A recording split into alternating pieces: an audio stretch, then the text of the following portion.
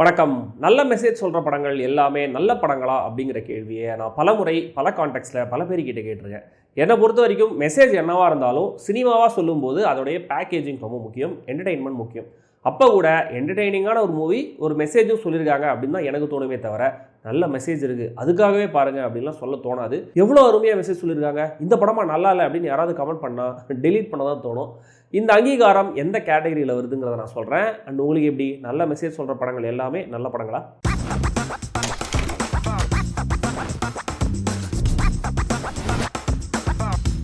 அங்கீகாரம். ஆதிரன் ஒரு அத்லெட், ஓடுறது தான் அவருடைய பேஷன். எப்படியாவது காமன்வெல்த்தில் ஓடி மெடல் வின் பண்ணோம் அப்படிங்கிறது தான் அவருடைய வெறித்தனமான கனவு. அதுக்காகவே பயங்கரமாக பயிற்சி எடுத்திருக்காரு.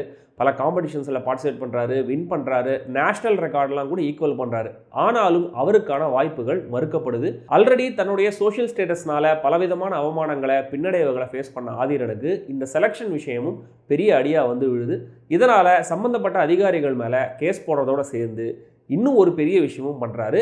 அது என்ன, அவர் ஏன் செலக்ட் ஆகலை, கோர்ட் கேஸில் நடக்கிறது என்ன, அவருக்கான அங்கீகாரம் கிடைச்சதா இல்லையா, இதுதான் இந்த படம்.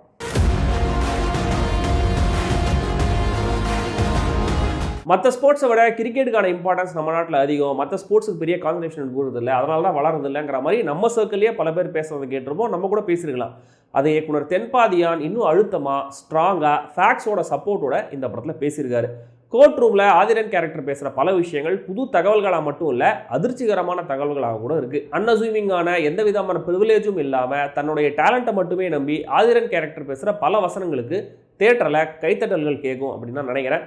ஒருத்தர் அத்லெட் ஆகணும்னா அதுக்கு எவ்வளோ ஸ்டேஜஸை தாண்டி வரணும் அப்படின்னு கொடுக்கப்பட்ட அந்த டீட்டெயிலிங்கும் நிஜ சம்பவங்களோட அடிப்படையில் எழுதப்பட்ட சில காட்சிகளும் ரொம்ப நல்லாவே இருந்தது.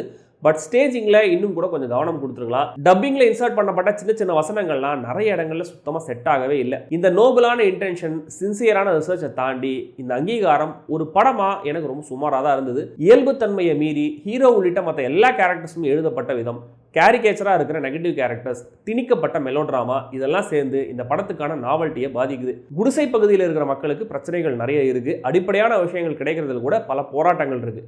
ஆனால் இதையெல்லாம் மீறி அவங்க கிட்ட ஒரு நம்பிக்கை இருக்கும். நான் என் ஏரியாலே பார்த்துருக்கேன். நாம் ஏன்டா இந்த இடத்துல இருக்கோம் அப்படின்னு ஒவ்வொரு செகண்டும் தங்களோட நிலைமையை நினச்சி அவங்க புலம்பிக்கிட்டே கஷ்டப்பட்டேன்னா அருக மாட்டாங்க.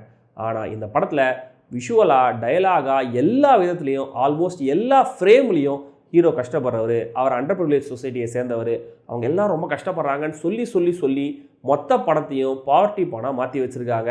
அதுவும் ஹீரோவை எதிர்க்கிற நெகட்டிவ் கேரக்டர்ஸ் எல்லாருமே ஆல்ரெடி இப்படியான படங்களில் வர நெகட்டிவ் கேரக்டர்ஸ் மாதிரியே நடந்துக்கிறதெல்லாம் ரொம்ப டயரிங்காக இருந்தது. மிகப்பெரிய வக்கீல், சென்ட்ரல் அண்ட் ஸ்டேட்டை ரெப்ரசென்ட் பண்ணுறவங்க, காஸ்ட் வெறி பிடிச்சவங்களா இருந்தாலுமே கூட அதை ஓப்பனாக கோர்ட்லேயே காட்டுவாங்களா?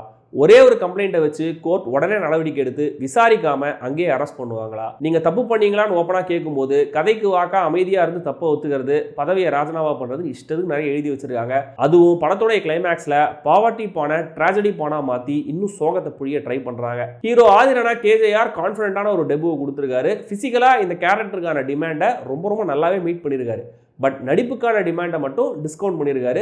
ஸ்டில் சிங்கிள் ஷாட்டில் பேசுகிற அந்த லென்த்தியான ஒரு வசனம் ரீல் வர்த்தி மெட்டீரியல்.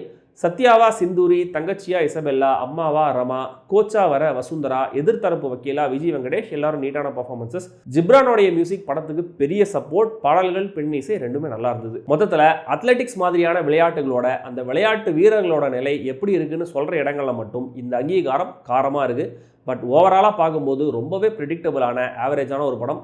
நல்ல மெசேஜ் மட்டும் போதும் அப்படின்னு நினைக்கிறவங்க ட்ரை பண்ணுங்கள். சில இன்டென்ஸான காட்சிகளுக்காக என்னுடைய பார்வையில் இந்த படம் UA 13+.